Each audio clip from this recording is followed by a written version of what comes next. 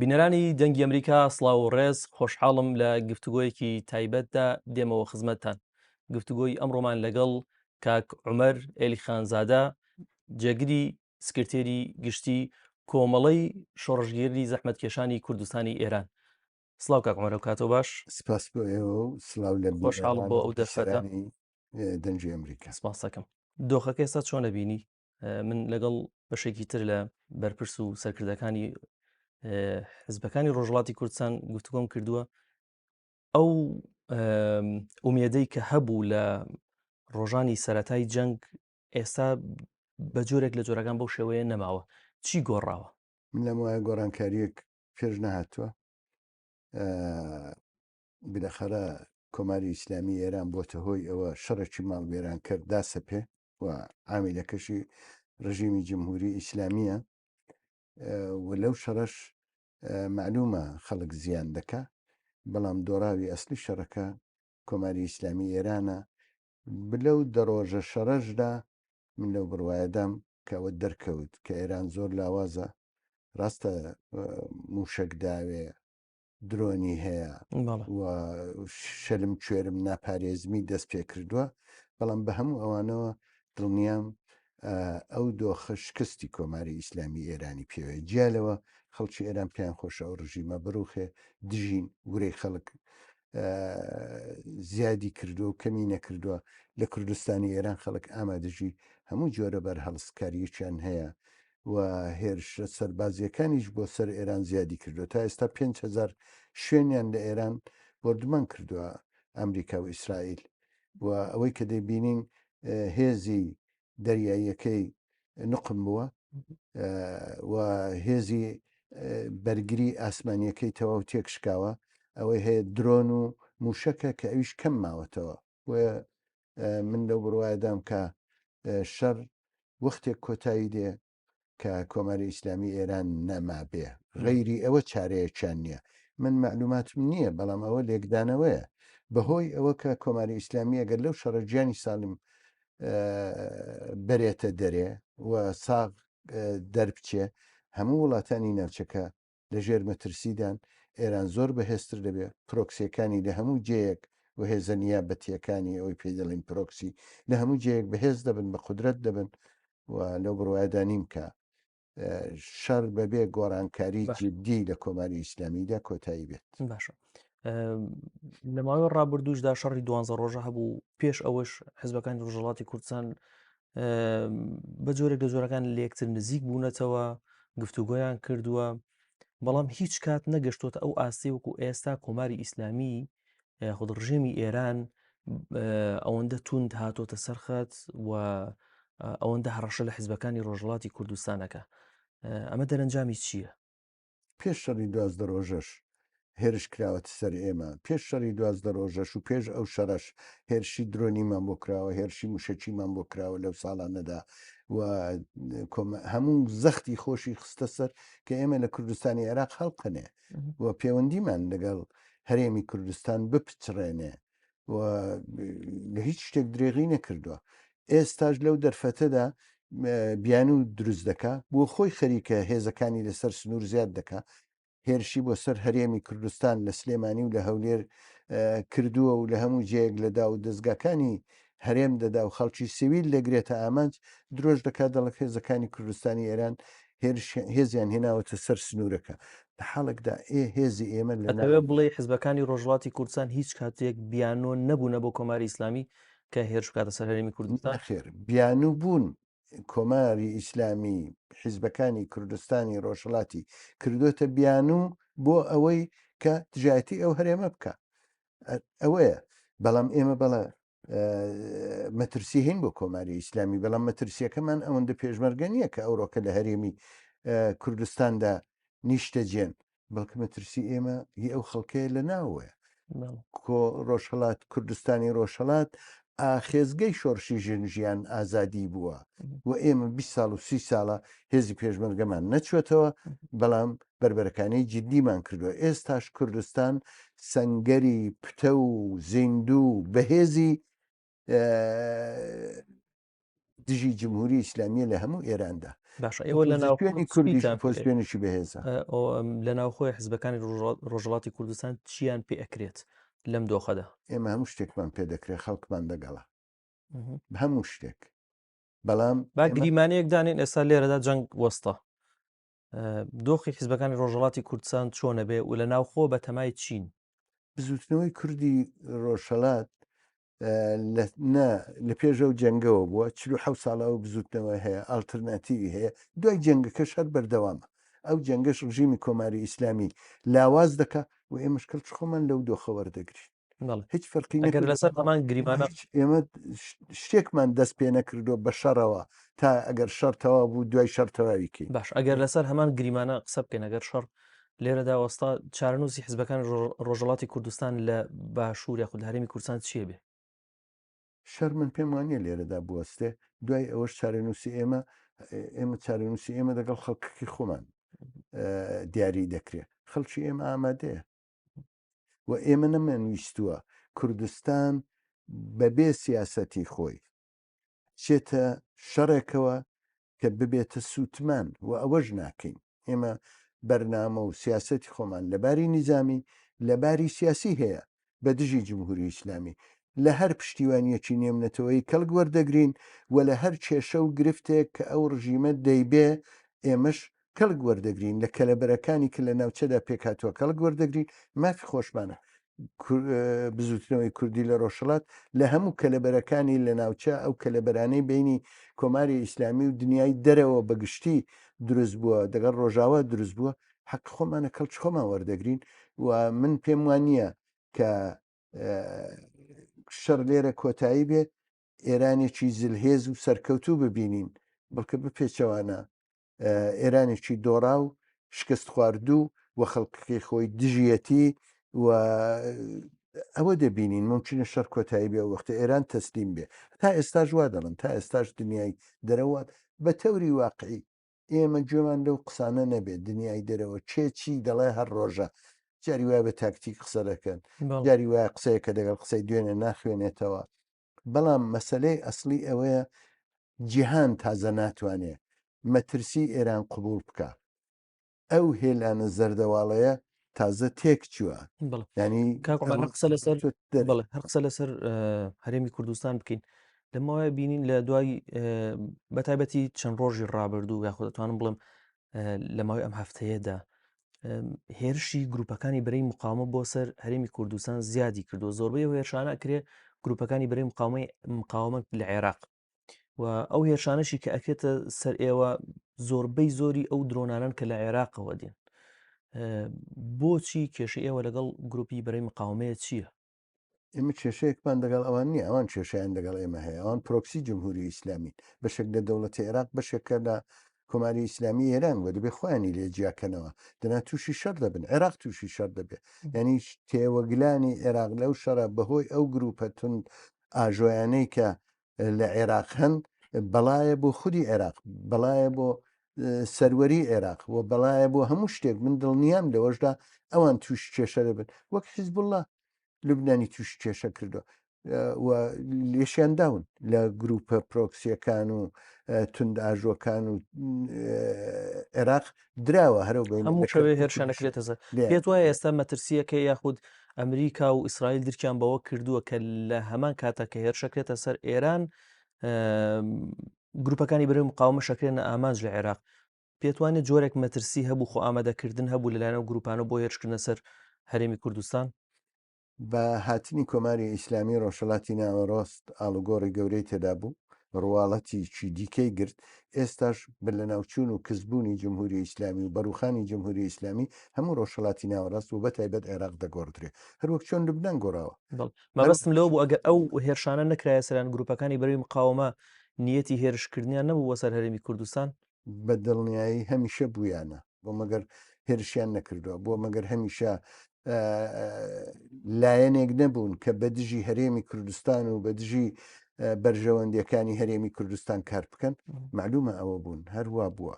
بەڵام ئێستاش دەرفەتیان بۆ هەڵکەوتووە من پێم وایە ئەوە پەلەقاژەیەکی شێتانەیە دەیکەن و بۆ خۆیان تێیدا دەدۆڕن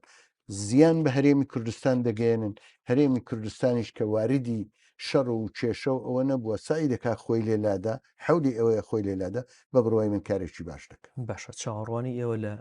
ئەمریکا چییە؟ چاوەڕوانی ئێمە لە ئەمریکا و هەموو دنیا ئەوەیە پشتیوانی لە بزوتنەوەی گەلی کورد بکەن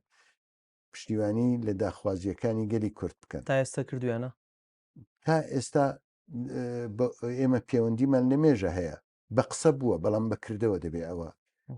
بیبینین لەو بەکردەوە لەو چاوەڕوانی چین جازم پرسیارەکەی پێش دەمەوە لەو دەورێژدا ئێمە چاوەڕوانیمان ئەوەیە بەڵێ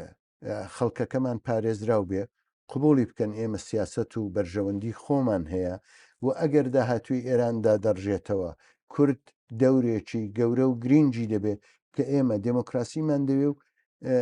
مافەنەتەوەی یەکەی خۆمان ئەوەی دەمانەوێت لە کوردستان چاوەڕوانیمان ئەوەیە لە باری سیاسی و لەوە پشتیوانی بەڵێ لە سەرەتای هێرشەکان بەشێک لە میدیا ئەمریکی و هەندێک لە میدیای دیکەش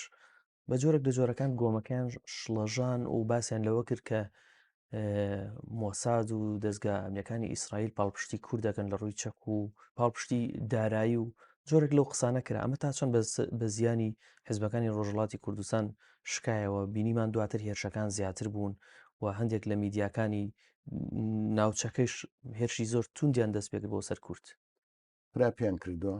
و ئەوە دژبەرانی کوردن کە هەمیشە دەیانەوێ بە دەنگۆ و درۆ و دەلەسا و بە ترساندنی کورد لە لایەکی دیکەوە من هیچمانی ئەکمانی هەر شوێ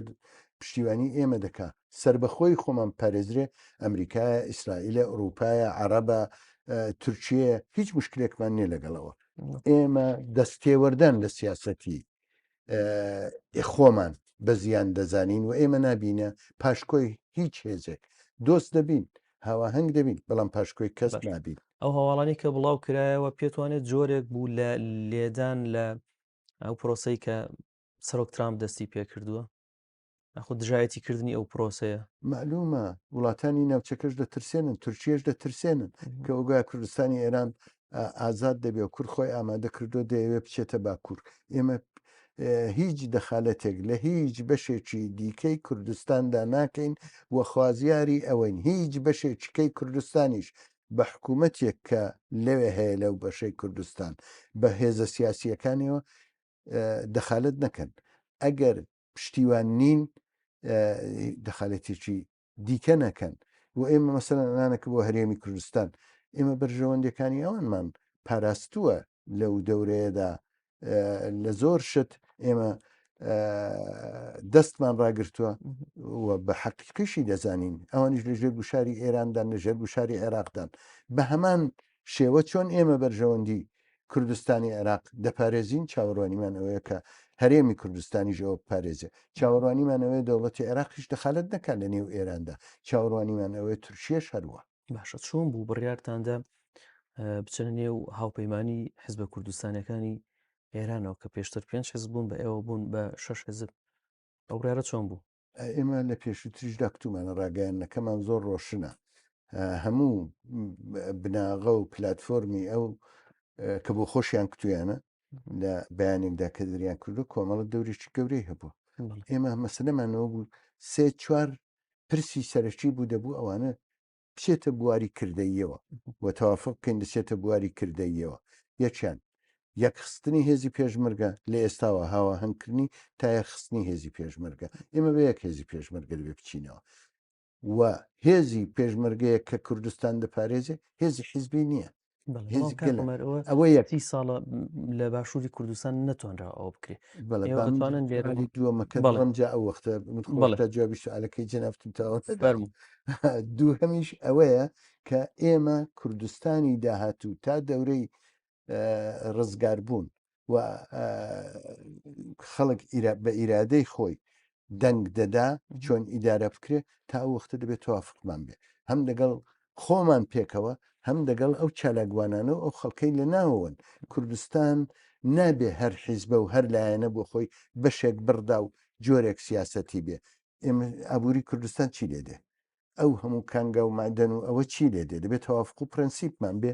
و لەسەر ئەوەش ئەو دوو خاڵە بوو کە ئەوانیش کوتیان پێمان باشە و لە جوابدانەوە کەشیان دا ئەوەیە کە زۆر خۆشحاڵین کۆمەڵە دەوری باشی بووە لە گەڵاڵەکردنی هەموو ئەو شتانەی تا ئێرە ئێمەی هێناوە و لە بەکردەوەی کردنیشیدا لەوە دووە حتمما دەوری گەورەی دەبێنی بەستان ئەوە بۆکە ئەو هاوپەیمانێتێ بۆ ئەو دیوی سنووریش بێت و درێژەی هەبێت تا دروستکردنی حکوومەتێک لەو ناوچێت سرور نەبێ بۆ چیمانە ئەسڵی هاوپەیمانیەکە بۆ بەڕێوەبرنیە و بزوتنەوەیە ئەگەر لەو دیوی سنووریش کار نەکە بۆ چیمانە هەر ئێستا ژێمە کۆبوونەوەیەکمان گرتووە چڕ و پڕ لەسەر ئەوانە قسە و باسی تێدا کراوە چۆن هاواهەنگی هێزی پێشمەرگە بکرێ چۆن سیاسەتی نیزانیمان چ دەبێ چۆن کوردستان ئیدارە دەبێ لێژنە و شت بۆ ئەوانە دادنین ئاینامەی ناوخۆیی ئەو هاوپەیمانیە چۆن دەبێت کاری ئێمە ئەوەیە کە حەول بدەین ئەو هاوپەیمانیە پتەوتر و بەهێزتر و بەردەوامتر بێ لە ماوەیەکی نزیکە هێزێکی هاوبەشی پێشمەرگی ڕۆژەڵاتە بینین هیوادارم لێکە و نزیکن یاخود گفتوگۆکەن هێشتاکە لە گفتوگۆ دەکەین بەڵام هاواهەنگیمان هەیە کێشەیەکەیە ئەو ناکۆکی کە لە نێوان حیزبەکانە هەیە ینی بەشێک یاخود ئەتوانین بڵین هۆکارە سەرەکیەکەی نەبوونی میدیایەکی هاوبەشە قسەتان لەسەرەوە کردووە بوو نمونەی سێوە شش حیزب کۆبوونەتەوە چۆن قسە لەسەر هێزی سەربازیەکەن میدیایەکی هاوبەشیش دروست بکەن بۆ ئەوەی ئەو ناکۆکیە و ئەو گرژی و ئالۆزی هەبووە لە نێوانتانە لە ڕێگەی ئەو میدیایەوە بە یەک بەرنامی هاوبەش داڕێژرێ کاکە هوەر مەسلەی ئەسلی ئەوەیە ئەولەویە چییە ئێمە ناتوانین چەند شووتی بەدەستێک کاڵگرین ئەوە ناکرێت ئەولەویەتی ئێمە هەماهەنگی هێزی پێشمەرگە و لە ئێستاوە تەوافقکردنە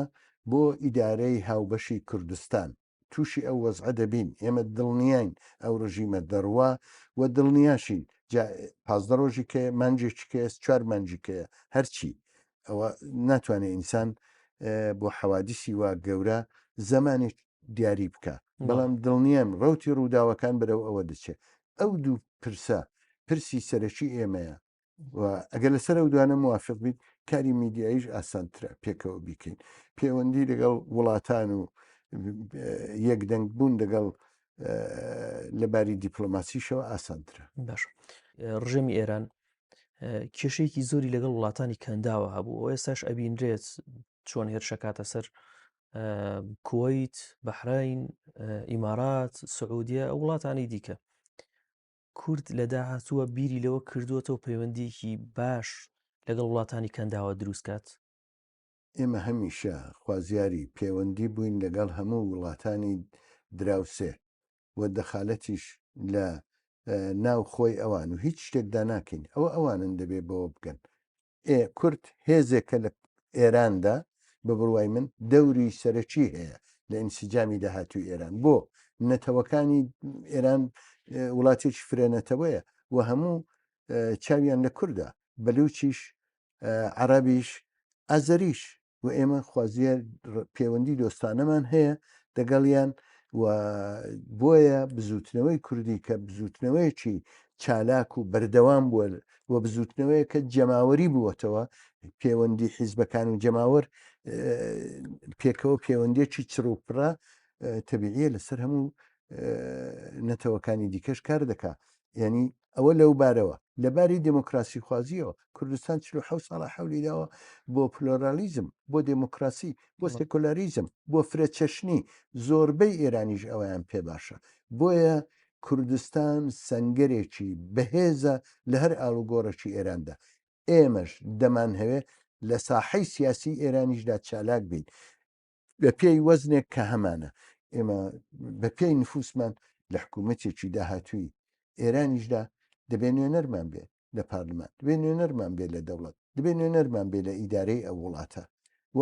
حەقینەتەوەکانی دیکەشە بۆیە من لام وایە کەس ناتوانێت چاوپۆشی بکە وڵاتانی دراوسێش ئەگەر دەیانەوێت ئێرانێکی سەقامگیریان هەبێ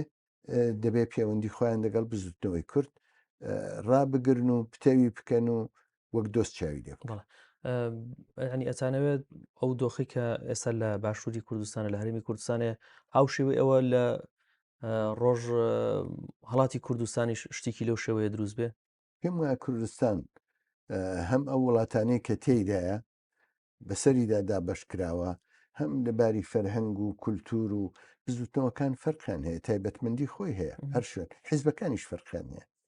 و ڕەوتی ڕووداوەکان و ڕەوتە سیاسیەکانیش فەرقیان هەیە بەڵام لە یەک شتدا ئەسڵە کورد مافی دەوێ کورد دەیەوێ بناسرێ پێناسەکەی قوبول بکرێ زمانی خۆی بە زمانی دایکی خۆی پەروەردە بکە و وڵاتەکەی خۆی بۆ خۆی ئیدارەی بکە ئەوە لەوەدا هەمومان هاو بەشین بەڵام معلومە مەسەرەن سیاسەتی ئێمە لەگەڵ حیزبەکانی باکوور ڕۆژاوا باشوور